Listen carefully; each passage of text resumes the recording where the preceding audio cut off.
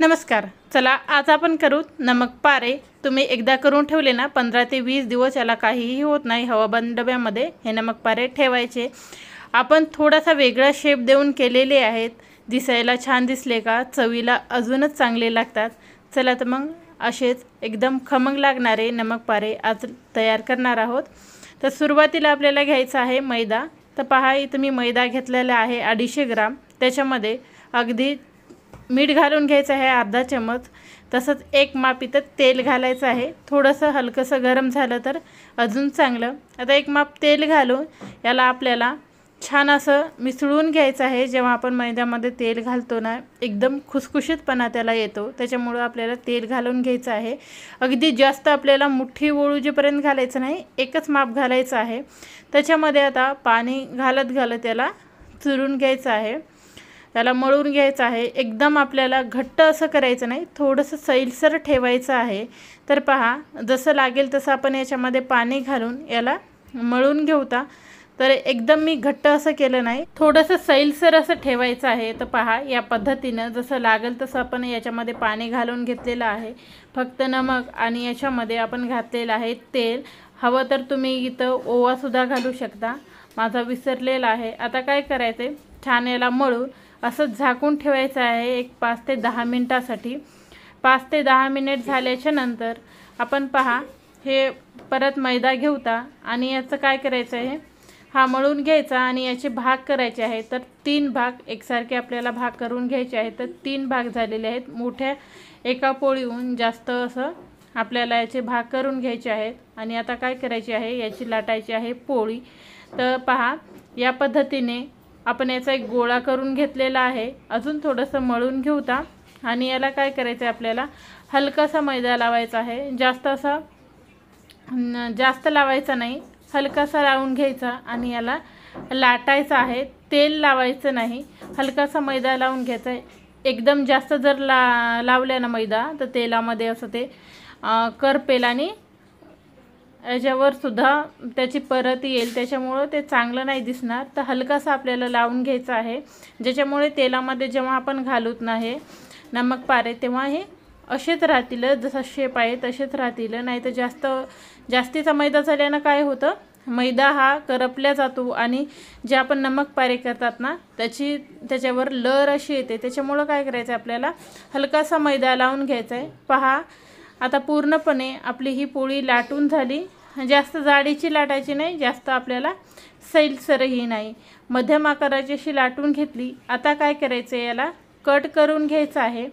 तर आपल्याला शेप कोणता द्यायचा आहे त्याच्यासाठी काय करायचं आहे, आपल्याला एका सुरीने आपण याला कट करून घेणार आहोत. तर सुरुवातीला मध्यभागून आपण कट करणार आहोत. तर पहा 2-2 इंचचा किंवा 1.5 इंचाचा गॅप ठेवत आपल्याला हे कट करून घ्यायचं आहे. आणि एकदम चौकोनी असं कट करायचं आहे, दुसरा शेप कोणताही द्यायचा नाही. तर 2 इंचाचं उभं तसं 2 इंचाचं याला या साईडने सुद्धा आपण करून याचा चौरस करून घेणार आहोत. तर पहा सुरुवातीला आपण उभ्या या लाईनी कट करून घेतल्यात. आता आपल्याला आडव्या करायच्या आहेत. आडव्या करतेवेळेसुद्धा याच पद्धतीने आपण करणार आहोत. तर पहा पूर्णपणे झाल्याच्या नंतर आपल्याला काय करायचं आहे, एक चौकोन त्याच्यामधला हा अलगद उचलून घ्यायचा आहे. आणि त्याच्या ज्या कडा आहेत ना ते पहा खालची एक बाजू आणि वरची एक बाजू असं एकमेकांना ही चिकटवून घ्यायची आहे. आणि जे बाजूच्या कडा आहेत ना ते खालच्या साईडला चिटकवायचे आहेत, म्हणजे एकदम सुंदर असं त्याचा एक शेप बनला जातो. तर पहा परत एकदा दाखवते. ज्या वरची कड आहे ना आणि खालची कड ते वरच्या साईडला आपल्याला चिटकून घ्यायचे आहे. आणि जे साईडच्या कडा आहेत ते खालच्या साईडला आपल्याला चिटकून घ्यायचे आहेत. याच्यामुळं काय एकदम व्यवस्थित आणि एकदम सुंदर असा हा त्याचा शेप तयार होतो. पहा दिसायला एकदम छान आणि सुंदर दिसतोय. तर या पद्धतीचं आपण सर्वही करून घेतलेले आहेत. आता काय करायचं आहे, ह्या करून झाल्या की दुसऱ्यासुद्धा पोळ्या तर असंच शेप हे करून घ्यायचं आहे. आता आपल्याला तळण्याच्या अगोदर अजून एक काम करायचं आहे, तो म्हणजे आपल्याला मसाला तयार करून घ्यायचा आहे. त्याच्यामध्ये मी इथं मिरची पावडर घेतलेला आहे अर्धा चमच. तसंच चवीपुरतं मीठ म्हणजे अर्धा चमचच घेतलेला आहे. त्याच्यानंतर आपल्याला घ्यायचं आहे धने पावडर, हे सुद्धा मी अर्धा चमच इतकं घेतलेलं आहे. त्याच्यानंतर जिरं पावडर, ते सुद्धा अर्धा चम्मच घेतलेला आहे। त्याच्यानंतर आपल्याला घ्यायची आहे पिठी साखर। साखरेचं प्रमाण थोडंसं मी जास्त घेतलेलं आहे, मोठा 1 चम्मचभर घेतलेला आहे। त्याच्यानंतर हातावर अशी क्रश करून मी इथं कस्तुरी मेथी घालून घेतलेली आहे, अगदी पाऊण चम्मच इतकी। आता पूर्णपणे हे मसाले छान एकमेकांना लागतील असे मिसळून घेऊता।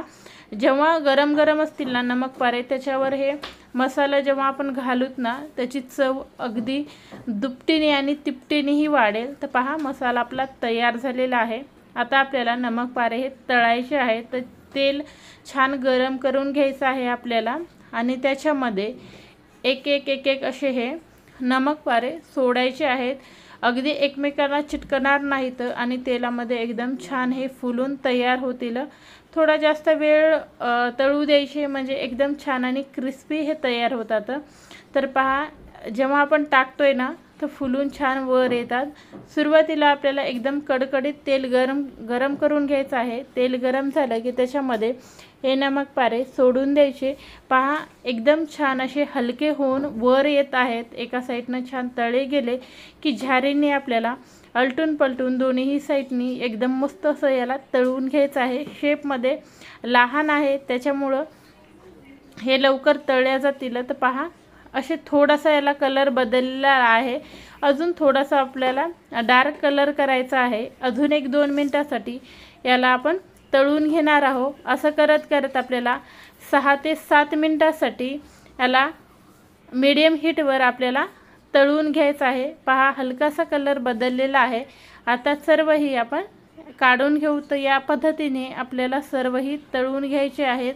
एकाच वेळेला करून ठेवायचे आणि नंतर तळून घ्या एकाच वेळेला, म्हणजे याला करायला थोडासा वेळ लागतो। जेव्हा आपण तयार करताय ना थोडासा वेळ जास्त लागतो। त्याच्यामुळं काय करायचे, जेव्हा तुम्ही करताय ना एकाच वेळेला सर्वही करून ठेवायचे। एकमेकाला चिकटले तरी काही होत नाही। जेव्हा आपण तेलामध्ये सोडूत ना ते ऑटोमॅटिक असे निघून जातात, सुटल्या जातात। त्याच्यामुळं काय करायचं आपल्याला सुरुवातीला सर्वही करून ठेवायचे आहेत, नंतर या तेलामध्ये घालून पूर्णही तळून घ्यायचे आहेत। असे केले ना चहासोबत तुम्ही स्नॅक्स खायला एकदम छान आहेत। आपण इथं मैद्याचा वापर केलेला आहे, तुम्हाला गव्हाच्या पिठाचा जर वापर करायचा असेल ना तेही तुम्ही करू शकता। तर याच पद्धतीचे असे हे नमक पारे खायला एकदम चांगले लागतात आणि पुन्हा तुम्ही स्टोर करून सुद्धा ठेवू शकता। 15 ते 20 दिवसासाठी एकदम छान हवाबंद डब्यामध्ये ठेवा, तर हे केव्हाही तुम्ही करून खाऊ शकता। तर पहा एकदम छान हा कलर बदललेला आहे। आता आपल्याला काय करायचं, याच्यावर मसाला लावून घ्यायचा आहे। जेव्हा गरम असतील ना तेव्हाच हा मसाला याच्यावर छान असा लागल्या जातो, मिसळल्या जातो। तर सुरुवातीला आपल्याला काय करायचं आहे, पूर्णपणे जे नमक पारे आहेत ना ते एका बाउलमध्ये हे काढून घ्यायचे आहेत आणि याच्यावर आपल्याला घालायचा आहे मसाला।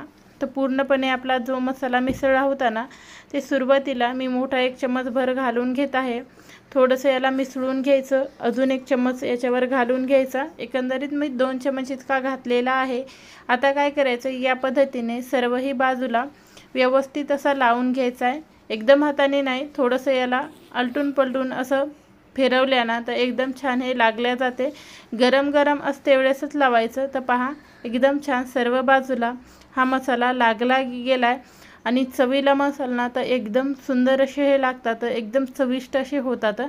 तर पहा तेलकट झालेले नाहीत, बिलकुलही तेलकट होत नाहीत। जेव्हा आपण मोडूत ना तेलकट होत नाहीत, एकदम छान आणि क्रिस्पी हे तयार होतात।